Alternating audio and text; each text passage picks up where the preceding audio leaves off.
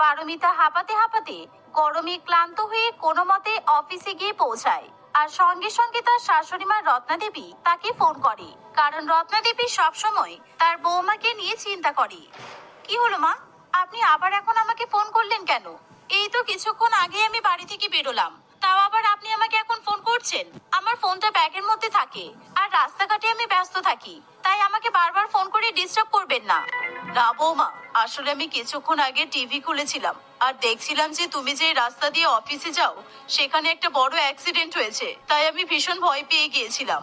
আমি শুধুমাত্র তোমার খোঁজ নেওয়ার জন্যই ফোন করেছি। আমার এত বেশি খোঁজ আপনাকে নিতে হবে না, কারণ আপনি আমার শাশুড়ি মা, নিজের মা নন। আমি ঠিকভাবেই অফিসে পৌঁছে গেছি। বাড়িতে বসে থাকেন, কোনো কাজ থাকে না, তাই প্রতি আধ ঘন্টা অন্তর অন্তর আমাকে ফোন করে জ্বালাতন করেন। আমাকে একদম ফোন করবেন না আপনি, রাখুন। না বৌমা, আসলে তোমার জন্য আমার খুব চিন্তা হয়।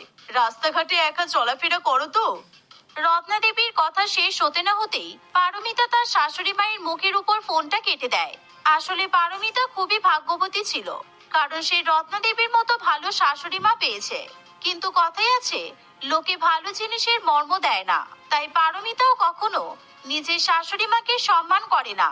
সে নিজের মনে একটাই ধারণা বদ্ধমূল করে রাখে যে তার শাশুড়ি মা কোনোদিনও নিজের মা হতে পারবে না। কিন্তু রত্নাদেবী অত্যন্ত ভালো মনের মানুষ ছিল।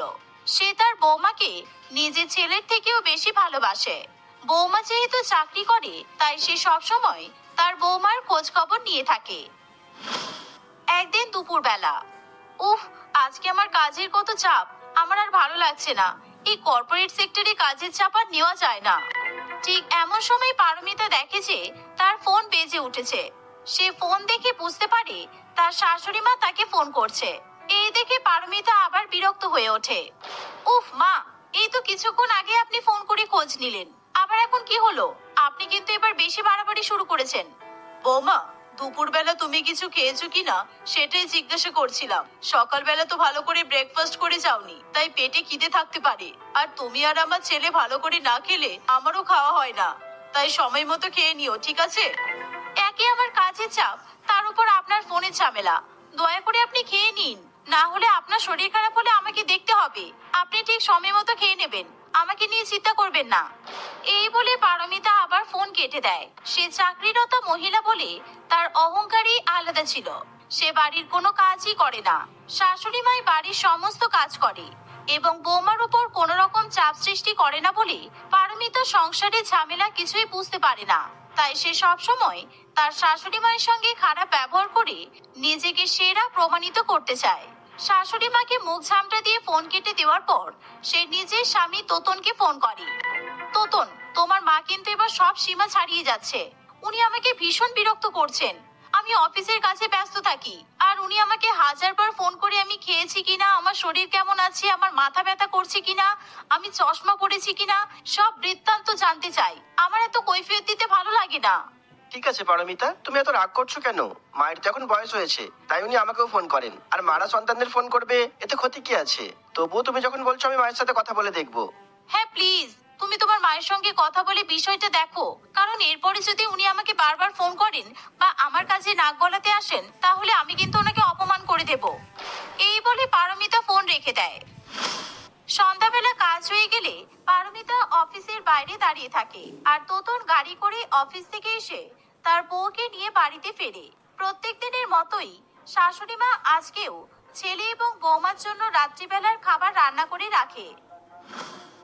এ কি, আপনি আজকেও সেই ঢ্যাঁড়সের তরকারি আর রুটি রান্না করেছেন? আমি একদম ঢ্যাঁড়সের তরকারি পছন্দ করি না। আমি বারবার আপনাকে বলে দিলাম যে আমার জন্য মটন কষা আর পোলাও রান্না করতে, কিন্তু আপনি আমার কথা শুনলেন না। ছাড়ুন, আমি আমার নিজের খাবার নিজে অর্ডার করে খেয়ে নেব। না বৌমা, বাইরে থেকে খাবার অর্ডার করে খেও না। সারাদিন তুমি বাড়ির বাইরে থাকো আর তেলে ভাজা জিনিসপত্র খাও। রাত্রিবেলা অন্তত আমার হাতের রান্না খাও, যাতে তোমার পেটটা ঠিক থাকে। আর প্রত্যেকদিন এসব পোলাও মটন খেলে শরীর খারাপ করবে, ঠিকঠাক ভাবে কাজও করতে পারবে না তুমি। আমার শরীর নিয়ে আপনাকে চিন্তা করতে হবে না। আর আপনি সবসময় আমার মায়ের মতো কথা বলেন কেন? আপনি শাশুড়ি মা, তাই শাশুড়ি মায়ের মতোই থাকবেন। আমি নিজে টাকা ইনকাম করছি, তাই আমি আমার টাকা দিয়ে যা ইচ্ছা করতে পারি, যা ইচ্ছে কিনে খেতে পারি। এই ঢ্যাঁড়সের তরকারি আমার সামনে থেকে নিয়ে যান, না হলে কিন্তু ছুঁড়ে ফেলে দেব। এই বলে পারমিতা নিজের ফোনে খাবার অর্ডার করে। এই দেখে তার শাশুড়ি মায়ের খুবই খারাপ লাগে। এখন অনেক গরম পড়ছে বৌমা, তাই ঢেঁড়স খেলে তোমার পেট ঠান্ডা হবে। বারবার বলছি ফোনের অর্ডারটা ক্যান্সেল করে দাও। এই তো কালকে রাত্রিবেলায় তুমি মটন খেলে। পারমিতা কিছুতেই তার শাশুড়ি মায়ের কথা সহ্য করতে পারে না, তাই সে খাবারের প্লেট উল্টে ফেলে দেয় আর অকথ্য ভাষায় তার শাশুড়ি মাকে অপমান করতে শুরু করে, যা দেখে তোতন একেবারেই সহ্য করতে পারে না। সামান্য পড়াশোনা শিখে চাকরি বাকরি করলেই ভালো মহিলা হওয়া যায় না পারমিতা। তুমি গুরুজনদের সাথে কিভাবে ব্যবহার করতে হয় সেটা কোনোদিনও শেখোনি, আর সেই জন্যই আমার মাকে আজকে অপমান করছো। আর মা, তোমাকেও বলি, তুমি যে পারমিতাকে যখন পছন্দ করোই না, তাহলে তুমি ওকে বারবার ফোন করোই বা কেন? আর কোনোদিন ওর জন্য কোনো রান্না বান্নাও করবে না। ও চায় না যে তুমি ওর খেয়াল রাখো। আর আমার প্রত্যেকদিন এই বাড়িতে ঝামেলার ভালো লাগছে না, তাই আমি আর খাবো না। এই বলে তোতন খাবার ছেড়ে উঠে চলে যায়। বাড়িতে এরকম ঝামেলা রত্নাদেবী আর মেনে নিতে পারে না। ঠিক আছে বৌমা, তোমাকে আমি আর কোনোদিনও খাওয়া দাওয়া নিয়ে কিচ্ছু বলবো না, কিন্তু তুমি দয়া করে আর বাড়িতে ঝামেলা করো না। আমার যদি কোনো ভুল হয়ে থাকে আমি তোমার কাছে হাত জোড় করে ক্ষমা চাইছি। আমি আর জীবনেও তোমাকে ফোন করে অফিসে জ্বালাতন করব না, আমি কথা দিচ্ছি। এই কথা বলে আপনি আমাকে বাঁচিয়ে দিলেন, আপনাকে অসংখ্য ধন্যবাদ। আপনার ফোনের ঝামেলা থেকে আমি মুক্তি পেলাম। এই বলে পারমিতা নিজের ঘরে চলে যায়। কিছুক্ষণের মধ্যেই পারমিতার অনলাইনে অর্ডার করা মটন এবং পোলাও চলে আসে। পারমিতা সেই খাবার নিয়ে খেয়ে নেয়। এভাবেই দেখতে দেখতে কিছুদিন কাটে। একদিন সকালবেলা পারমিতা অফিসে যাওয়ার জন্য তৈরি হয়। কি হলো বৌমা, আজকে সকাল সকাল তুমি অফিসে চলে যাচ্ছ? অফিসে কোনো সমস্যা হলো নাকি? আর একটু অপেক্ষা করো, আমার ছেলে গাড়ি করে তোমাকে অফিসে ছেড়ে দেবে। না না, আসলে অফিসে আমার একটা ইম্পর্টেন্ট মিটিং আছে, তাই আজকে আমি ক্যাবে করেই অফিসে যাব। আর তোতন, তুমি গাড়ি নিয়ে অফিসে চলে যাও, শুধু বাড়ি ফেরার সময় আমাকে পিক করে নেবে। বৌমা, সবকিছু ঠিকঠাক ভাবে নিয়েছো তো? ফোনে চার্জার, জলের বোতল, টিফিন কিছু ফেলে যাচ্ছ না তো? উফ, আপনি আমাকে একটা বাচ্চা মেয়ের মতো ট্রিট করছেন কেন? আমার যথেষ্ট বয়স হয়েছে, আমি সবকিছু ঠিকঠাক খেয়াল করে নিতে পারি। আপনি দয়া করে বেশি চিন্তা করে নিজের চুল সাদা করবেন না। এই বলে পারমিতা ক্যাবে করে অফিসে চলে যায়। পারমিতা অফিসে গিয়ে ল্যাপটপ খুলে নিজের মনের সুখে প্রেজেন্টেশন তৈরি করতে শুরু করে। তার প্রজেক্ট বানানো শেষ হয়ে গেলে সে ল্যাপটপ বন্ধ করে দেয় আর বিদেশি ক্লায়েন্টের আসার জন্য অপেক্ষা করতে থাকে। প্রেজেন্টেশন দেখতে অফিসে এসে উপস্থিত হয়। আপনি কি মিসেস পারমিতা ম্যাডাম? বিদেশে আপনার প্রেজেন্টেশন সম্পর্কে আমরা অনেক প্রশংসা শুনেছি, তাই আজকে আমরা নিজেরাই প্রেজেন্টেশন নিতে এসেছি। আপনি যদি ভালো করে প্রেজেন্টেশন দিতে পারেন, তাহলে এই ডিলটা আমি আপনার কোম্পানিকে দিয়ে দেবো। হ্যাঁ স্যার, আপনি বসুন, আমি এক্ষুনি আপনাকে প্রেজেন্টেশন দেখাচ্ছি। এই বলে পারমিতা নিজের ল্যাপটপ খুলে প্রেজেন্টেশন দেখাতে যাবে, সেই সময় হঠাৎ করে তার ল্যাপটপে চার্জ শেষ হয়ে যায়।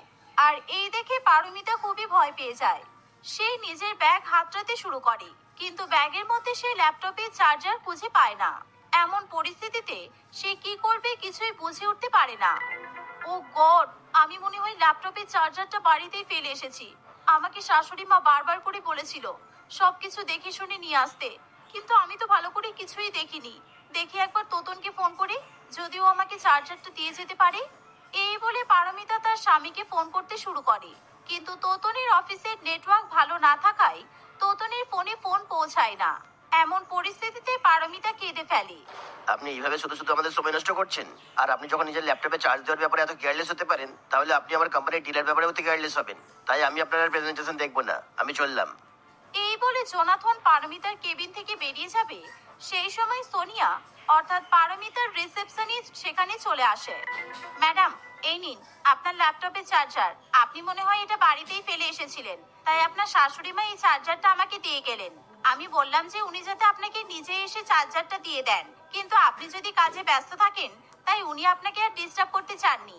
আর উনি বয়স্ক মানুষ, অটো করে এই রোদ্রের মধ্যে এসে চার্জারটা দিয়ে গেছেন, কারণ উনি তো ক্যাব বুক করতেও পারেন না। উনি সত্যি অটো করে এসে আমার চার্জার দিয়ে গেছেন? এই রোদের মধ্যে ওনার তো আসতে খুব কষ্ট হয়েছে। হ্যাঁ হ্যাঁ, আমি ওনাকে জিজ্ঞাসা করেছিলাম যে উনি আপনাকে অন্তত ক্যাব বুক করে দেওয়ার কথা বলতেই পারতেন, কিন্তু আপনি যদি ফোন করলে রেগে যান, তাই উনি আর আপনাকে ফোন করে বিরক্ত করেননি, এটাই বললেন আমাকে। সোহিনীর এই কথা শুনে পারমিতার চোখে জল চলে আসে। যে শাশুড়ি মাকে পারমিতা এতদিন ধরে অপমান করে এসেছে আর যার খেয়াল রাখা পারমিতার মোটেই পছন্দ নয়, সেই শাশুড়ি মা আজকে বৌমার জন্য অটোতে করে এসে অফিসে চার্জার পৌঁছে দিয়ে গেছে। ফলে পারমিতা নিজের মনের ভুল বুঝতে পারে। সে মনে মনে তার শাশুড়ি মাকে নিয়ে গর্ব করতে শুরু করে। আপনি সত্যি অনেক ভাগ্যবতী ম্যাডাম, কারণ আপনার শাশুড়ি মা এত ভালো। আর আপনি এত ভাগ্য করে এত ভালো শাশুড়ি মা পেয়েছেন, একদম আপনার মায়ের মতো করে আপনার খেয়াল রাখছে। আমি তো ফার্স্টে আপনার শাশুড়ি মাকে দেখে ভেবেছিলাম ওটা হয়তো আপনার মা, কিন্তু পরে বুঝতে পারলাম ওটা আপনার শাশুড়ি মা হয়। তুমি ঠিকই বলেছো, আমি সত্যি অনেক ভাগ্যবতী। আর সত্যি উনি আমার শাশুড়ি মা নন, উনি আমার নিজের মা। আমি আমার শাশুড়ি মাকেই নিজের মা বলে মনে করি। এই বলে পারমিতা ল্যাপটপে চার্জ দিয়ে জোনাথন বাবুর সামনে নিজের প্রেজেন্টেশন শো করে। আর পারমিতার প্রেজেন্টেশন দেখে জোনাথন বাবু খুবই খুশি হয়ে তাদের কোম্পানির সঙ্গে ডিল ফাইনাল করে। এর ফলে পারমিতা খুবই খুশি হয়। পারমিতা বাড়িতে ফিরে কাঁদতে কাঁদতে তার শাশুড়ি মাকে বলে, মা, আমি অনেক ভুল করে ফেলেছি, আপনাকে আমি অনেক খারাপ কথা শুনিয়েছি। প্লিজ আপনি আমাকে ক্ষমা করে দিন। আসলে সারাক্ষণ কাজের চাপে ব্যস্ত থাকতে থাকতে আমি যন্ত্র হয়ে গেছি। আমি বুঝতে পারিনি যে আমারও একটা সাংসারিক জীবন আছে। আর আপনি আমার সংসারকে এত ভালো যত্ন করে খেয়াল রাখেন বলে আমি শান্ত মাথায় অফিসে গিয়ে কাজ করতে পারি। আমি আপনাকে খুব ভালোবাসি মা, আমাকে ক্ষমা করে দিন আপনি। তুমি আমাকে নিজের মা নাই ভাবতে পারো, কিন্তু আমি সবসময় তোমাকে নিজের মেয়ে ভেবে এসেছি। তাই তুমি আমার কাছে ক্ষমা চেও না। সন্তানরা যদি ভুল করে, মায়েরা তাদেরকে ক্ষমা করে দেয়। তুমি যে নিজের ভুল বুঝতে পেরেছো, তাতেই আমি অনেক খুশি। মা, এবার থেকে তোমার যতবার ইচ্ছে হয় তুমি ততবার আমাকে ফোন করতে পারো। আমি তোমার উপর আর কখনো রেগে যাব না। আর পারলে আমি প্রত্যেকদিন তোমাকে ফোন করব। সেদিনের পর থেকে পারমিতা অফিসে গেলেও সবসময় তার শাশুড়ি মাকে ফোন করে খোঁজ খবর নেয়। আর তার শাশুড়ি মাও যখন